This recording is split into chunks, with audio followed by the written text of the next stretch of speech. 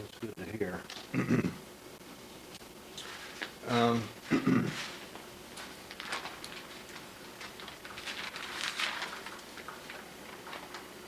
Well, just for the record here, Frank, tell me your name. Frank Nichols, Frank William Nichols, and when's your date of birth? 18 March 1950. And where were you born? I was born in Burns, Colorado. Burns. Yeah, it's in Eagle County. Burns, B-U-R-N-S. Are we on? Yeah, we're done. Okay. Yeah, Burns, Colorado. And but of course, this isn't Colorado. What's your present address right now? 2591 State Route 522, Wheelersburg. Wheelersburg, Ohio. And in fact, this is where we are right now, at your home. Yes. We're recording in your home. And your occupation then, as far as that goes, you are retired from the Navy? I'm retired from the Navy. Okay. And how much education do you have? Just short of a bachelor's. Okay. You're married? Right. And what's your wife's name? Mana Joe. Mana? Joe. Joe? Yeah. Nichols. It Okay. was Mana Joe Graff. Her dad ran a concrete company over here in New Burgh. Oh, is that right, Graf? Mm-hmm. Okay. How many children do you have? 2. We got a daughter 34 and a son 31. Now, what's your daughter's name? Katie. Katie. K-A-T-Y-I-E? I.E. K-A-T? Actually, it's Catherine. Catherine. What's her last name? Sullivan.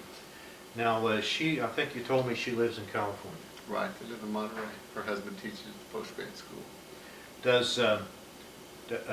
Do they have children? They've got a bunch of children. I've got 4 grandchildren out there, a 9-year-old granddaughter, a 6-year-old grandson, and a 3-year-old, 7, and a 3-year-old granddaughter, and a 1-year-old grandson. Do you know their names? I do, but you didn't prime me for this. All right, now your son, what's his name? John. And he's married. Does he have any children? Yes, he has a son, Jacob, and another son, Trenton. Trenton? Trenton, 14 and 7. Okay. Trenton is T-R-E-N-T-O-N? Right. Trenton?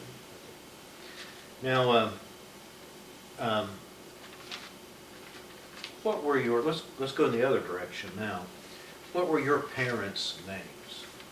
Your father's My name? father was William John Nichols.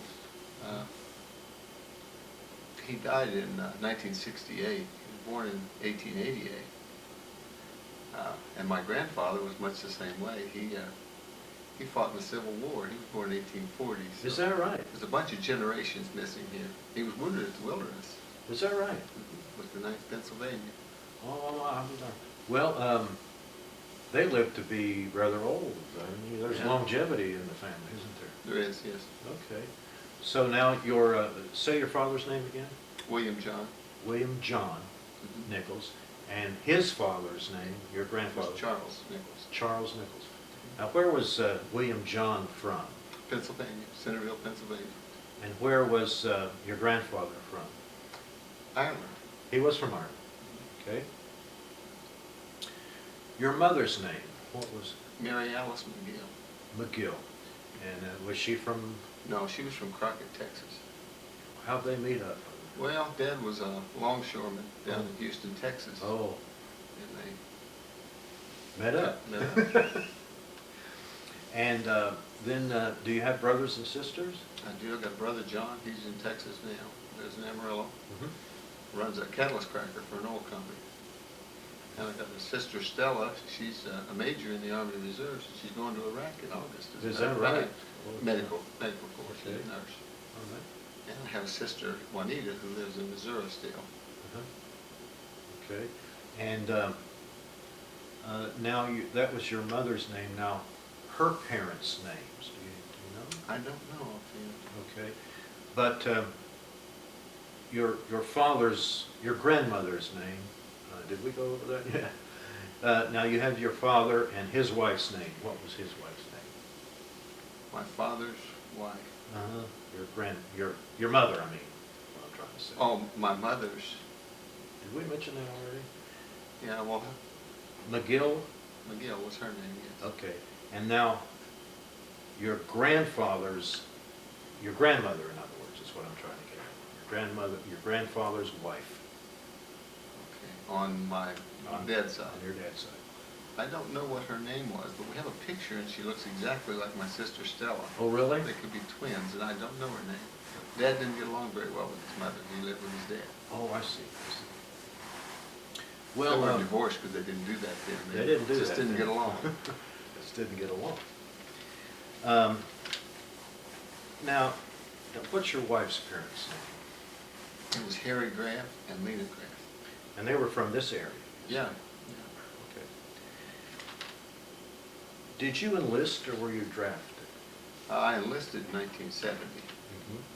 Went down to join the Marine Corps, and the Marine recruiter wasn't in, so I joined the Navy. So he was next door, I guess. Our Okay. chief was there. Was your father in the service? No. Well, what made you want to join the service?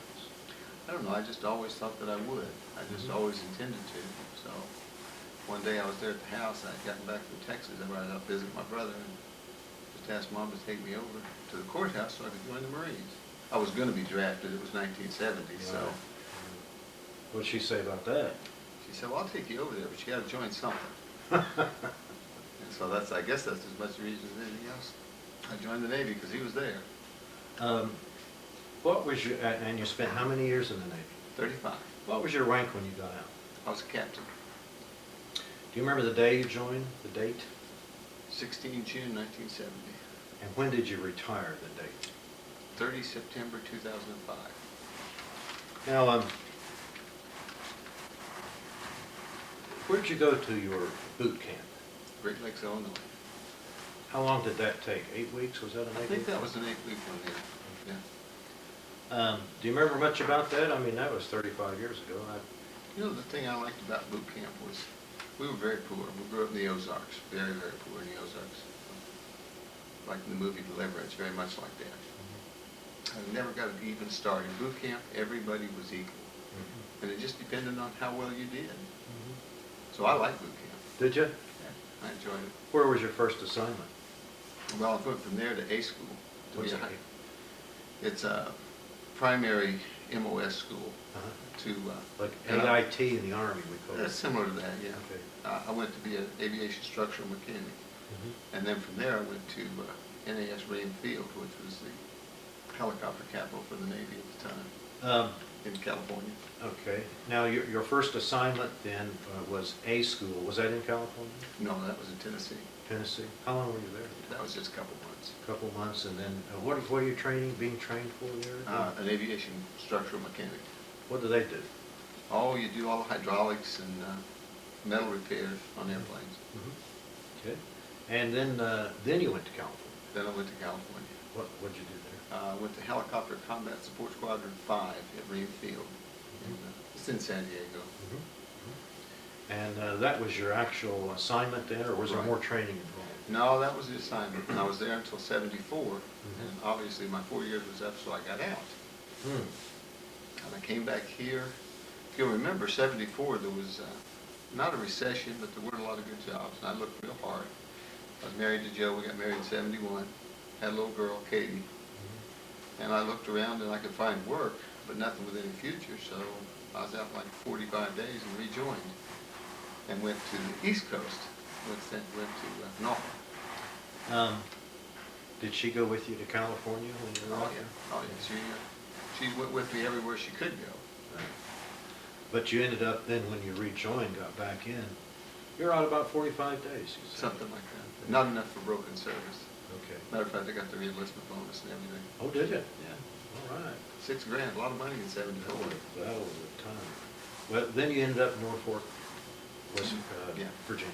Yes. What'd you do over there? Well, I was in Helicopter Combat Support Squadron 34, is H2s. And at that time I was second class, so I went out cruising aboard the USS Paul. It's a fast frigate. We did a 9-month one. Was that the first time at sea for you? The first long cruise. Did a 9-month one on the Paul and then came back about 45 days and did a 4-month one on the Paul to the North Atlantic, up north of the Arctic Circle. And What was that like, being up there and being It on was really wild. It was like 3 o'clock in the afternoon all the time. Was it? Yeah, it was very disconcerting, as a matter of fact. Mm. There was a F-14 that went down off the carrier that was with us. I think it was Independence, with the Phoenix missile system on board, up there, up north of the Arctic Circle. And this little frigate, we were the ones dispatched. It's only a 220-foot ship. And I was there with the helicopter detachment. We were dispatched to stay there until the salvage ship could come.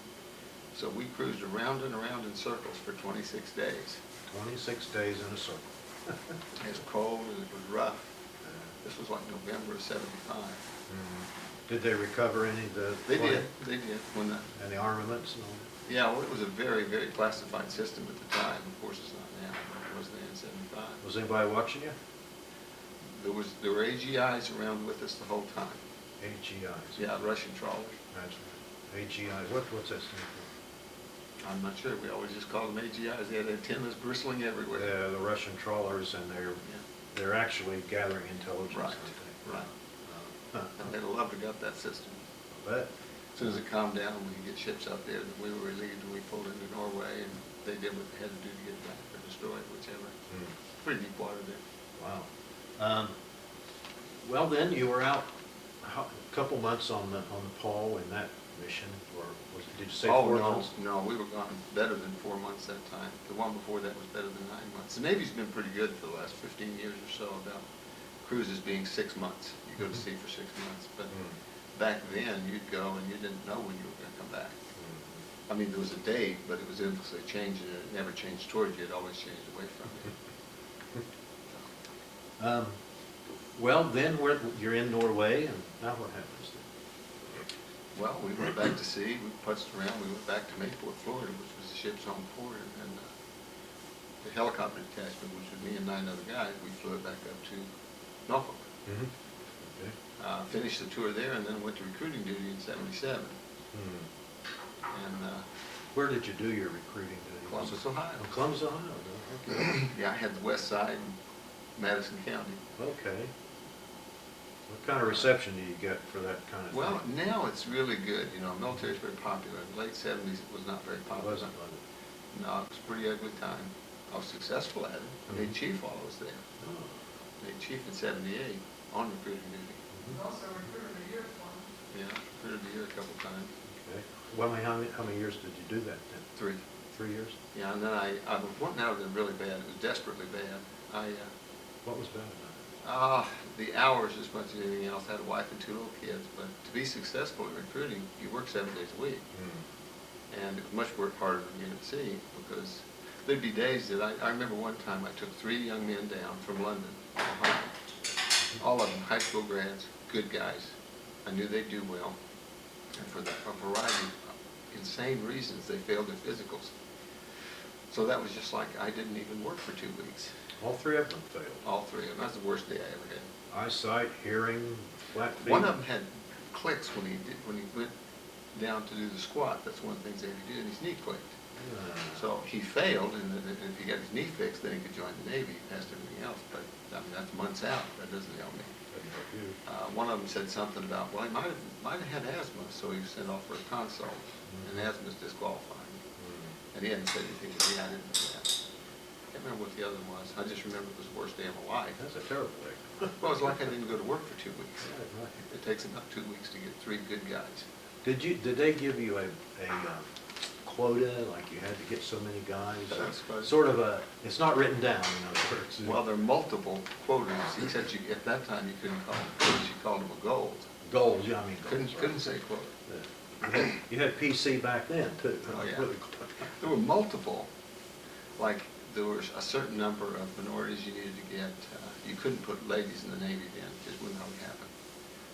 No non-graduates, or if you did get one, you had to strive to get him in, no matter how good he was. You had to look for nuclear power candidates. You had a goal for each of these. I was a recruiter in charge of the station. So I had 3 other recruiters, and we had a station goal. They had their individual goals, and I had an individual goal. So it was just a pretty awful job. Did you ever do that again? Negative. Matter of fact, in 1980, I got commissioned as a Mustang officer. And I went from there to knife and fork school, where they made us gentlemen in 4 weeks. Which is a joke. But it, Let me see if I can follow this. So from recruiting, you went to OCS, or what was it? the equivalent of OCS. It was just for Mustangs, though. It was only 4 weeks. Mustangs. Yeah. What's that? Officers who were enlisted. Oh, Knife and fork school. right. So you're an enlisted person, and you must have, you probably had to apply for it, like put Right. in an application, things like that. So they pick you, Right. and you're going to Mustang school.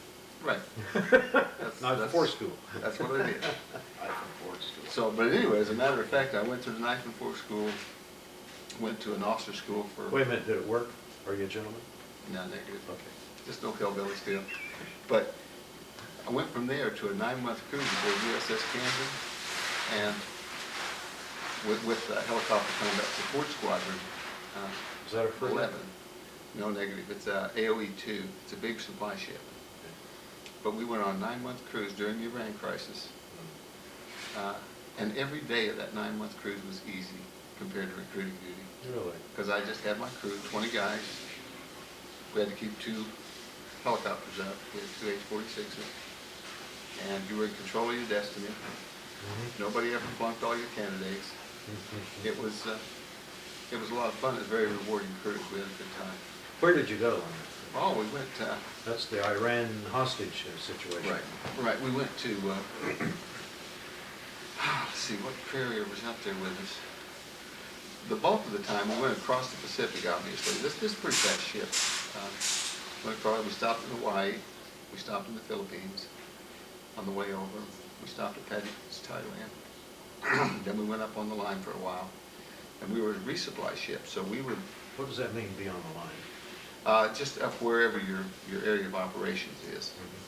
And the area of operations at this time obviously was up in the Persian Gulf. So we would go up to the carrier, offload ammunition, food, oil, go back down to Diego Garcia if we needed oil, or get oil from another ship, and then we would go to like off the coast of Oman, Nasira, Oman. It was held, the airfield there was Brits, and it would be C-141 would fly in. We would park off the coast, and our helicopters would go in and get the supplies and bring them back. And then the next morning we'd steam back up and offload to the carrier and its escorts. And we did that. We had 109 straight days at sea at one point doing that. But it was a good cruise. Did you have, was that during the time when they attempted the rescue, maybe? Absolutely. Was it? Yeah. Oh, I imagine after that there was a certain atmosphere that was difficult to deal with, or what? Everyone was... They knew that it had failed, and now what do we do? Yeah, everyone was just kind of wanting it to be over, because it made it an open-ended, when are you going to pull and port again? It was just open-ended. You're sitting out there, you're not really shooting at anybody, but it could happen any day. And then that failed attempt, everybody's going, what in the world was he using H-53s for? Were those the big stallions? Yeah, Sea Stallions. Yeah, they're incredible aircraft, but reliability-wise, at least at that time, they're pretty reliable now, especially the new version. But at that time, they weren't real reliable, obviously. When you were in that area, did you ever make the port and go into, take liberty, I guess is what I'm saying, go in on the shore? Yeah, that was an interesting, we went into Kenya. Kenya, let's see, Mombasa, Kenya. That was an interesting one. We pulled in for a couple, 3 days. It was in 1980-81, right in the turn of the year. And that's where AIDS started. AIDS, yeah. That's where it started at, and at least in Kenya, and I'm sure Mombasa, because there were plenty of women of ill repute, so to speak, and sailors having been at sea over 100 straight days. So I've often wondered how many of those guys brought it home. Exactly. And we didn't even know it existed at the Didn't time. even know. Now, we had an incident, we lost a bunch of pockets off a rotor blade there, so all I did was work. They were flying into the international airport, they're picking stuff up, bringing it back to the ship to take out. So when the blades came apart, the only other blades I had were on the other helicopter. So we took them off, barged them over to the beach, rented a truck. We drove through some of the god-awfulest roads you ever saw. Pulled the bad blades off, stuck them in the helicopter, put the blades off the other helicopter on it, and flew it back without tracking it. It was all over, just bumping all over the sky. We all flew back with it. But that was my time in Mombasa. There were some tours. Some folks had a great time in Kenya. Tours they would go to, like... It's a beautiful country. Right. My daughter was in Kenya for a while, doing some science thing, I don't know. But did you go into Oman and onto... I got to go ashore one time in Oman. But we couldn't leave the airport. As a matter of fact, we would pull in the evening, usually 8 or 9 o'clock at night. That's when we would happen to arrive back off the coast. And they wouldn't let us fly ashore until 1300, 1 o'clock the next day. So it wasn't the friendliest country in the world to us. Well, after that area of operations, what did you do then?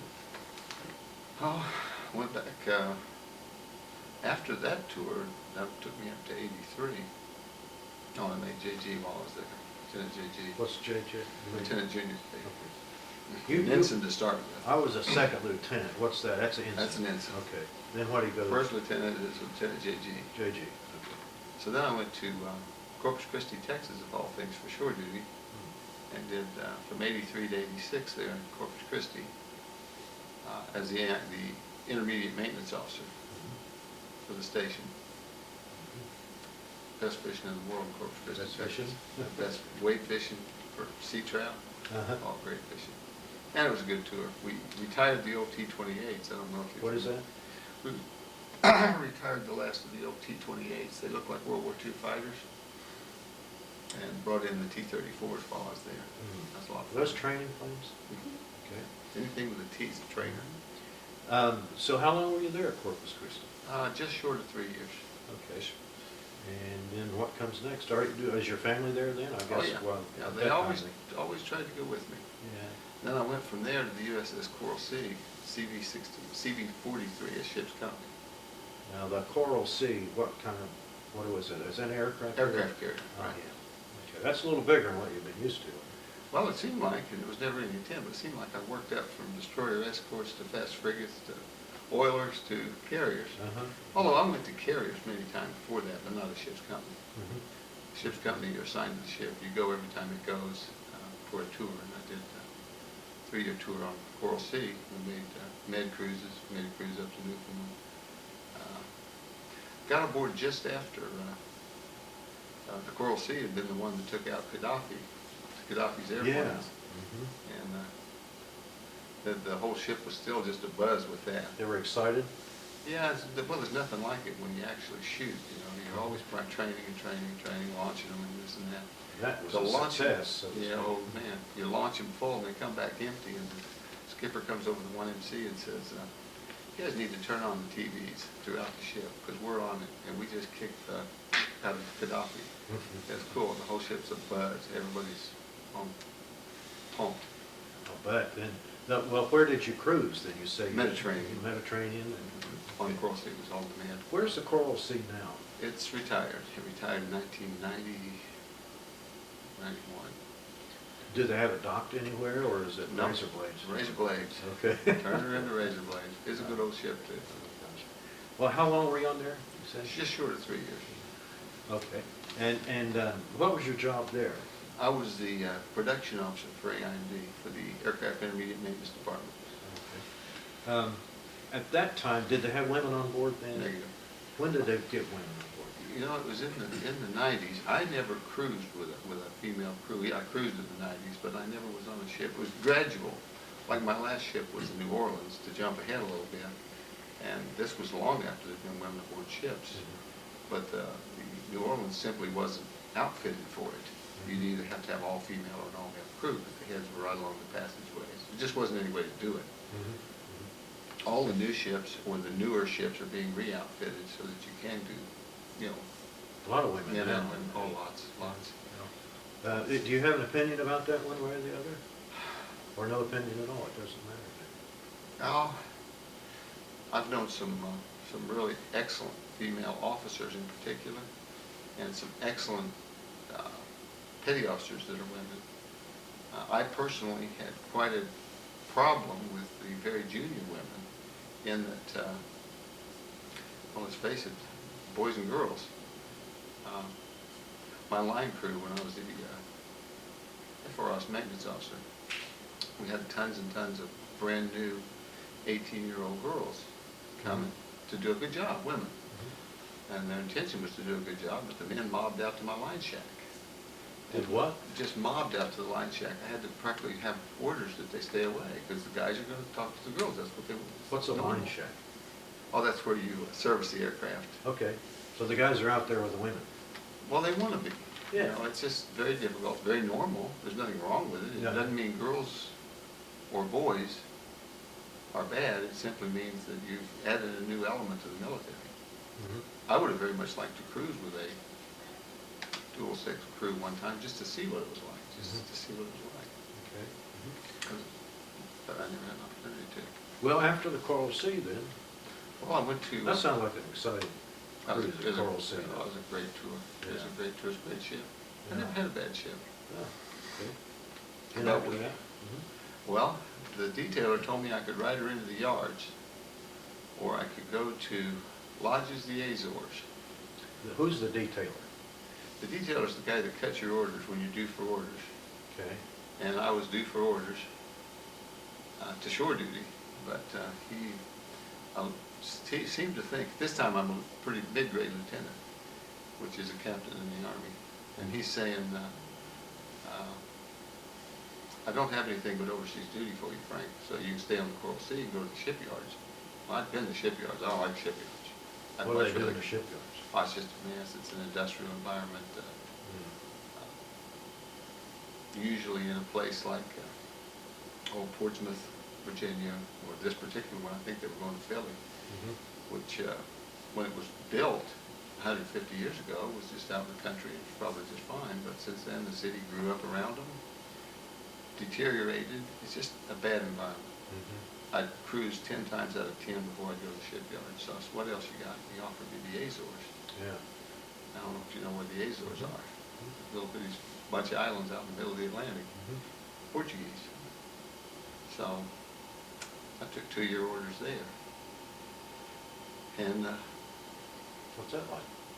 it's probably the best decision of my life.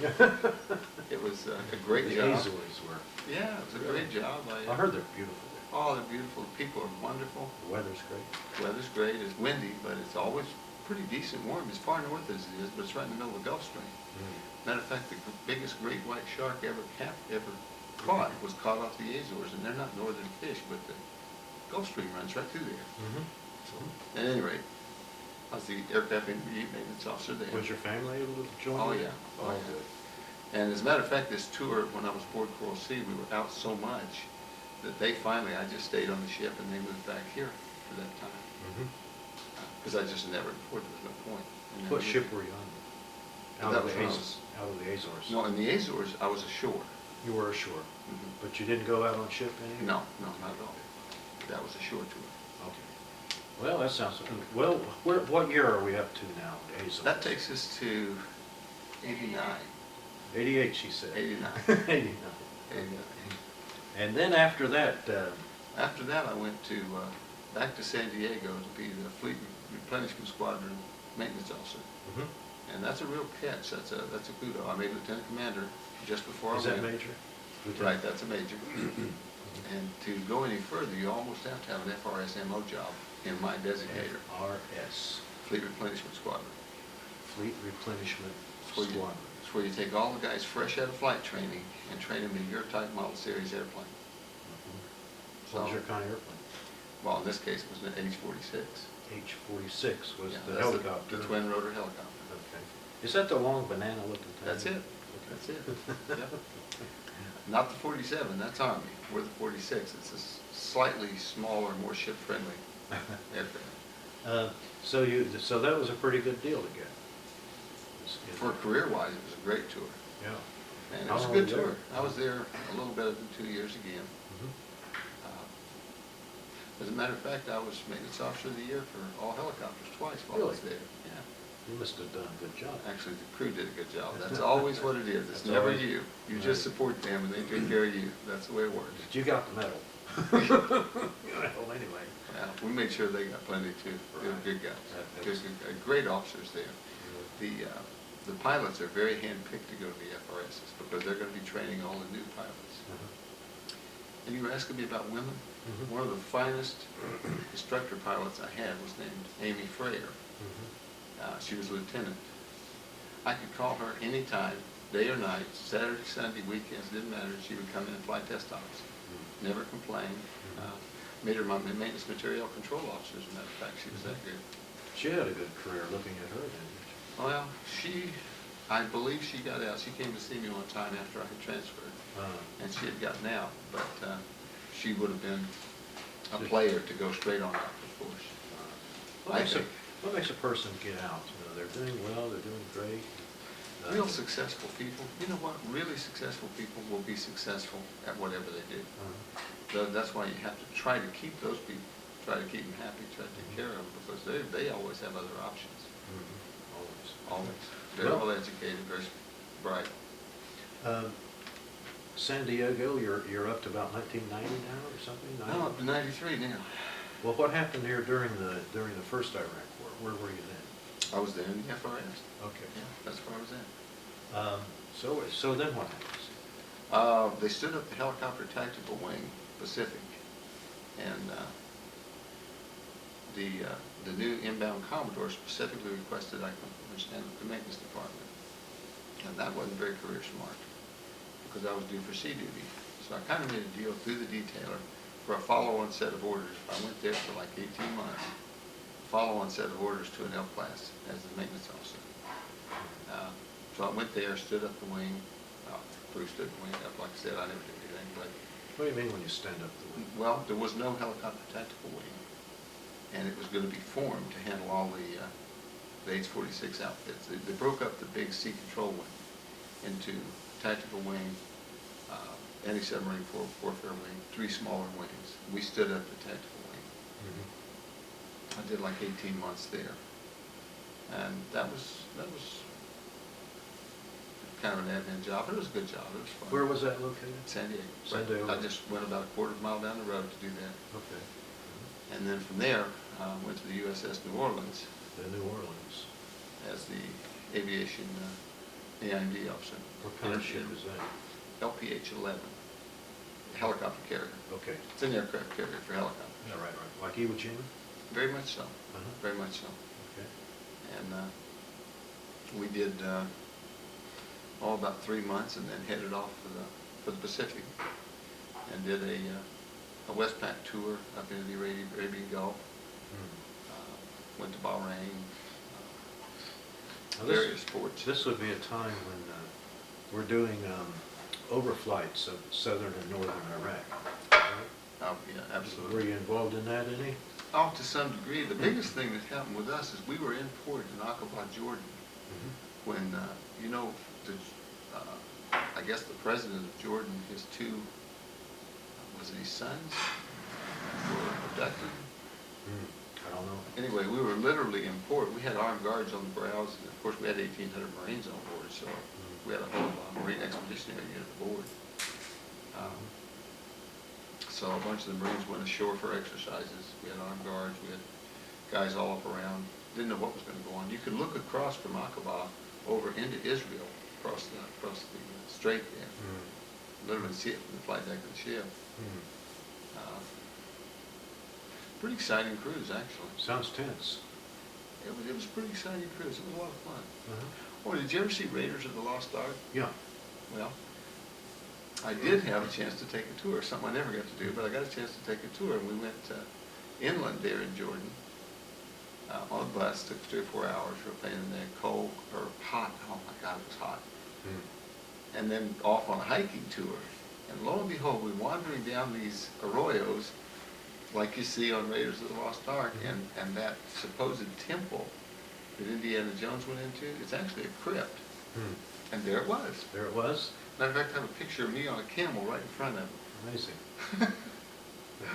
So that was fun. You must have just, look at that. Well, we really weren't expecting it. And of course, my son-in-law, who's still active duty, but was with me and some friends, and we had a great time on that one. Well, how long were you there in port in In Aqaba? Aqaba, usually a port visit on any Navy ship, usually with the exception of like the Philippines, it's just 3 or 4 days. And then you go out for some number of weeks and you pull in again for 3 or 4 days. What's so great about the Philippines you would want to stay there longer? Well, the Philippines, from a maintenance point of view, was had great facilities. And the Filipino artisans are incredible. They can make anything. Of course, we're not there anymore, but when we did pull in there. Of course, for the young guys, the reason they want to go to the Philippines is it's adult Disneyland. All right, yeah. The young unmarried guys. Young America, of course. And some married guys. What? I didn't know. Well, then what happens then? We're up to about 93 or something? Oh, let's see. No, that was 96. 96. Late 96. It was on New Orleans And then for a in good New while. Orleans. Yeah, I was on New Orleans for a good while. Oh, in the middle of that cruise, the skipper made some personnel changes, and I ended up being the chief engineer as well as the IMD officer towards the end of it. And that was a lot of fun. I ended up down at the 600-pound steam plant, helping, just trying to help get it through the pier side availability that we had immediately after that cruise. I don't know, what do you mean pier side? What do you mean? You're down there trying to get the boilers to running, or what? Well, underway, you're constantly, everything's constantly running, so you log lots and lots of discrepancies in the CSMP, the ship's integrated master plan. And then when you pull in, you'll have, if it's big enough or if it's time for the ship to have one, then you'll go to the yards. If not, then you'll have a restricted availability in port, and the contractors come on board, the ship's company themselves fix things. And I got an opportunity to carry them to a $25,000 or $1 million pier side availability as the chief engineer, and that was a lot of fun. That was a new thing for me. Going to the shipyard, is that like getting your car cleaned up? I mean, getting it rehabbed and Getting it overhauled. getting it overhauled is what I'm trying Yeah, to say. getting it overhauled, very much so. I mean, you've been out at sea for a long time, a lot of things wear, a lot of wear A on lot of it. wear and tear, Yeah. yeah. So they go to the shipyard to try and bring it back up to. Yes. Um, And there's various levels, up to and including a complete overhaul, which is usually a year and a half, to be hard or something, a long time. That is a lot. Yeah. Well, okay, then what happened? Well, I made commander on board. Commander? On board New Orleans. Now does that put you up to Lieutenant Colonel. Lieutenant Colonel, doesn't it? Yeah. Okay. Well, now Captain is Colonel, right? That's right. Okay. So that puts you right up there. And then what? Well, then got another call from the detailer saying it was time for me to tally go back overseas. And he was a friend of mine. He was a good guy, Bill Ewing. So I went over to be Commander Fleet Aeronautical Training and Maintenance Officer.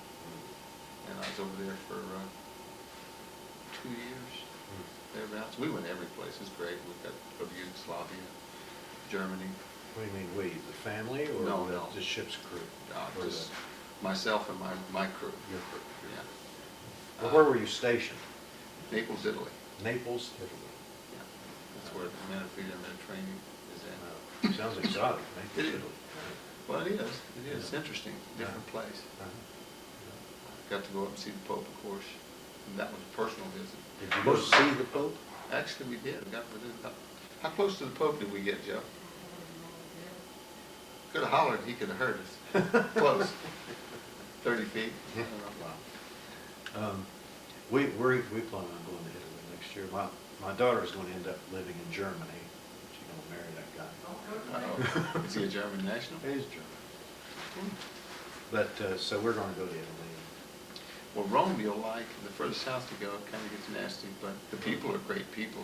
Unemployment's bad. There's not enough money. Yeah. Do what? They will rob you. Yeah. And that's a result of they're hungry. They don't have any money. Well, she wants to go north.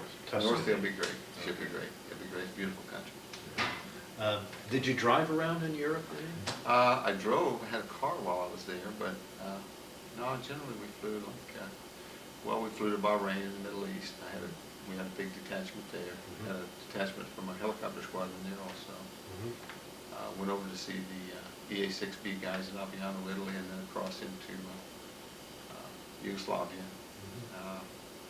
Was it still Cyprus. Yugoslavia? No, It was I'm starting old. to break up, wasn't it? Yeah. Several trips to Bahrain, actually, Mhm. down to Cyprus. Are they friendly to you in Bahrain?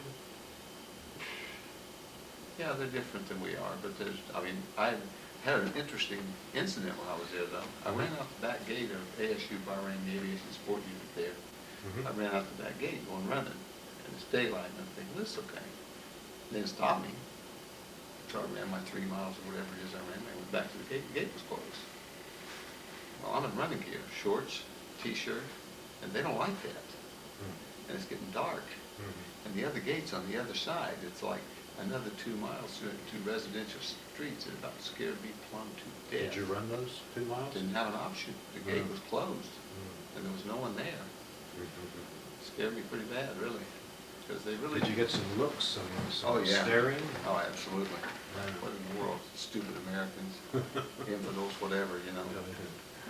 All right, So, well. it was a pretty dumb move on my part. It was a really dumb move on that gate guard's part, because he had to know there was an American out Somebody there. was not, yeah. But at any rate, it happened, and I was okay, everything's fine, but made me a little nervous. Well, then, okay, we're up to, when did you retire, in fact? 2005.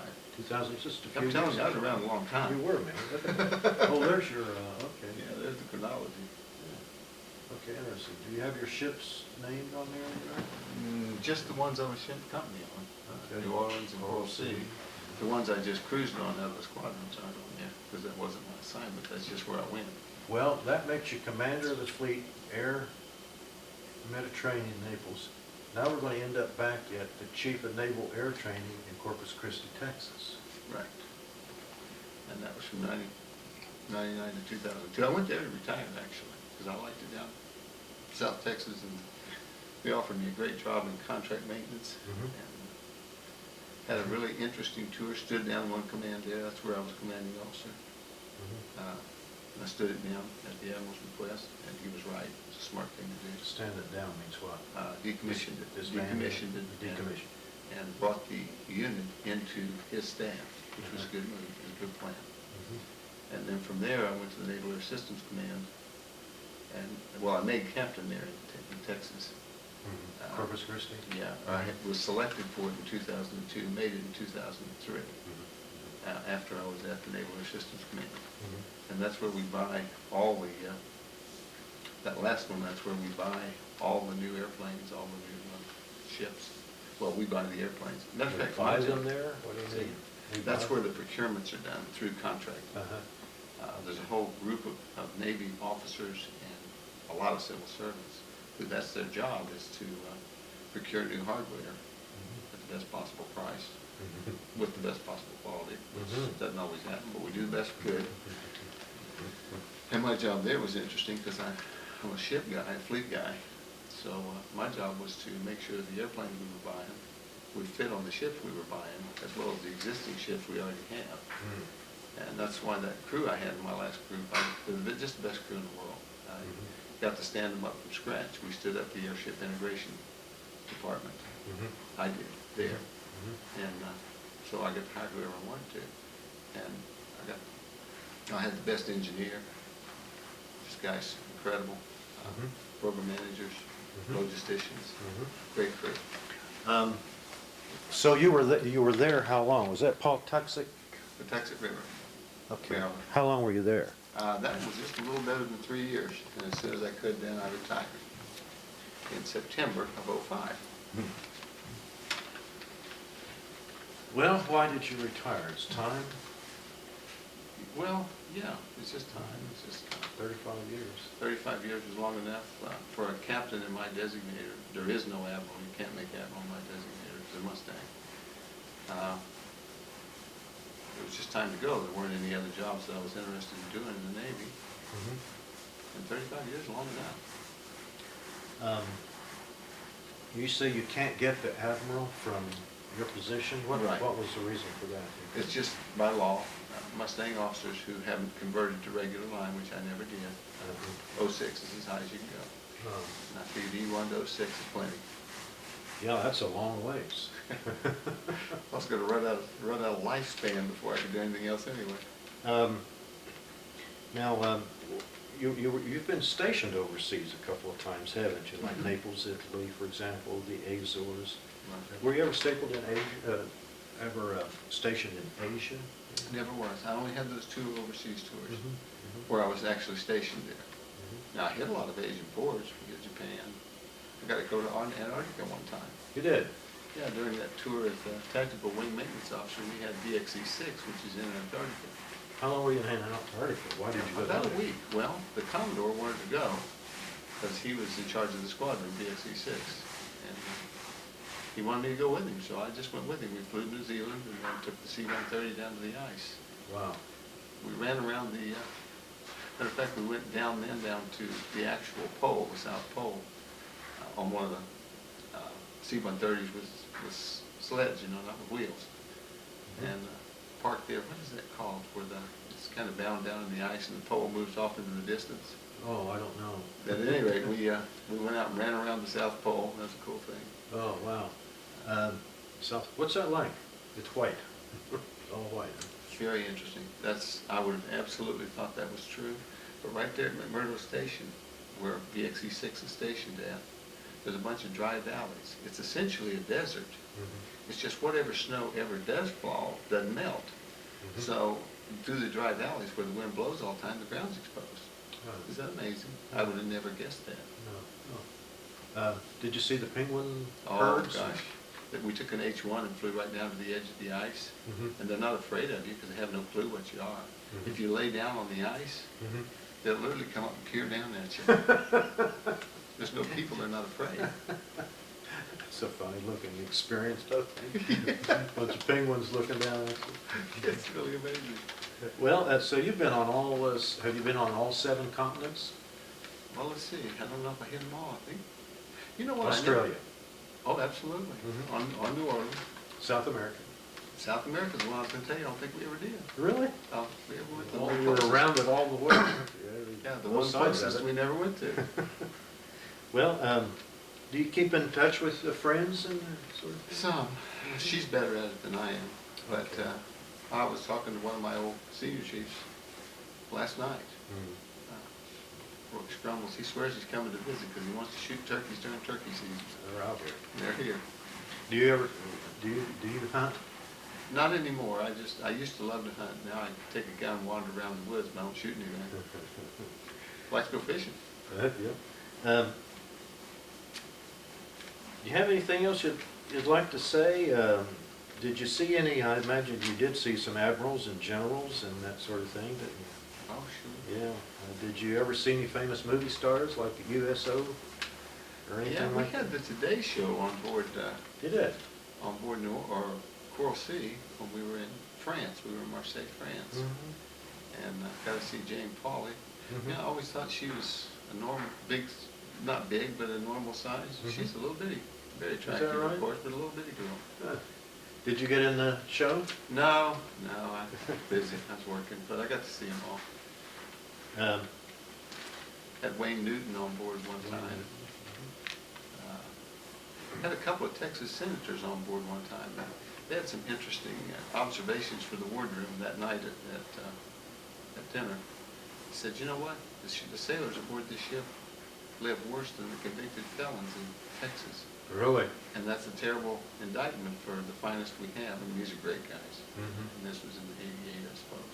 Wow. But you know, aboard Coral Sea, you're talking about 1943 carrier, so Right. I mean, it was all about armament and self-defense. It wasn't so much about habitability. Mhm. Although we did the best we could. I mean, everyone did, and nobody complained about it. I just thought that's interesting that the convicted felons in Texas and probably all the other states lived better than our troopies did. Mm. I mean, that's not really true. They weren't locked up, and they could be proud of being there. The felons couldn't, but the actual living conditions were not great. Hopefully it's better now. It gets better all the time. It gets better all the time. Yeah. Navy's doing wonders, I think, about upgrading the way folks can live aboard a ship.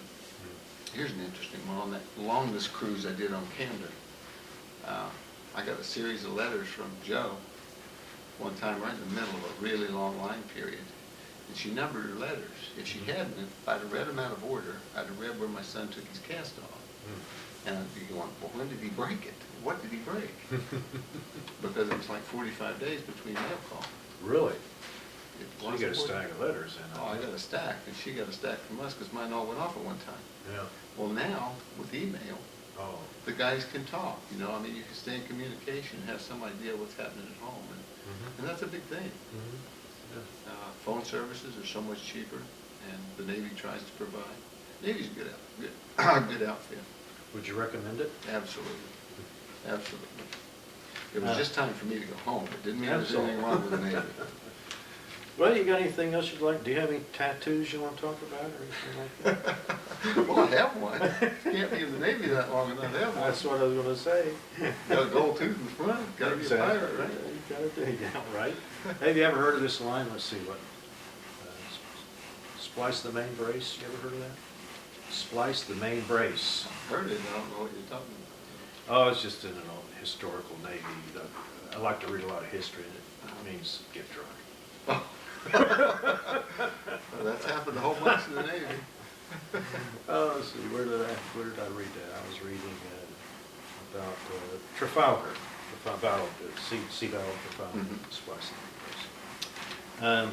Well, and thanks a lot, Frank. I always like to shake the hand of our veterans. Appreciate it. All right. Okay. Now, let's see how far we got here. I think that went about 45 minutes or an hour, didn't it? Well, it took longer than I thought it would. I didn't know you were going to ask questions. I thought I was just going to sit here and spiel off what I could think of, and that'd have taken about 10 minutes. Well, let's let me move that. You know.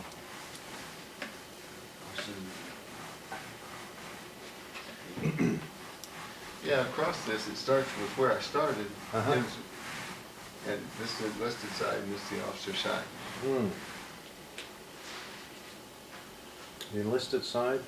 Yeah, I went from airman to chief, and then ensign to captain. You know, I bet your crew, every crew you had, I bet they kind of appreciate officers who were at one time enlisted. Do they seem to do that? I've probably been told that 100 times. Is it true? It's got to be true. I mean, it doesn't mean that the Mustangs have any better abilities necessarily. I've known some great hardcore line officers and academy guys. It's just that you've been there. Yeah. I mean, I could say I was mess cooking for 100 days at my first command. Mm-hmm. Mess cooking is probably the ugliest thing we do. So, Let's see, where's my... where a regular line guy just can't say that. He wasn't stuck with it. Right, yeah. So there's 35 years of service. That's Okay. great. Okay. Now what are you going to do for the next 35 years, huh? Stay here and hunt turkey or fish? Nah, we'll stay here and puddle around. I'll probably get a job. Okay. A lot of jobs offered Mhm. when I quit here in November, but You don't have a CDL, do you? Drive the truck? no, I don't. And I don't know if I'd want to do that or not. What I'm thinking is just get a job where I'm not responsible for other folks, not to holler at anybody. I don't want to do that anymore, but You can work the line at McDonald's. yeah, something where you just go do your time and make a few bucks at it. But right now, this farm is whooping me. I'm just busy trying to get everything picked up. There's no end to it here. So, How many acres do you have here? 116. 116? 116, yeah. Wow, that's a lot of acreage. Yeah, it is. I'm having a great time. And having my son right here. I wish my daughter could be here with his kids. Right. Just having my son right here with his grandkids. I mean, like he and I are playing baseball with the grandson now this year. There's tons of things to do. And lots of work on the farm. Do you mow all that? I'm afraid so. You're not supposed to do that. When we first saw this, John Wells brought us up here to look at it. Her first was, oh my God, it's gorgeous. Yeah. My first was, oh my God, that's a lot of mowing. Probably 20 acres, 25 acres of mowing. You got a nice lake there, though. Look at that. Well, and see those About big an piles, acre of water there. those big piles of chopped up trees, those were hanging all the way down to the pond. So this year I took them up that far. Next year I'm gonna take it on up that hill. I just had to quit because it greened up so bad. I have a lot of Okay. work to do here. You got a lot of work ahead of you. Yeah. Well, we're done.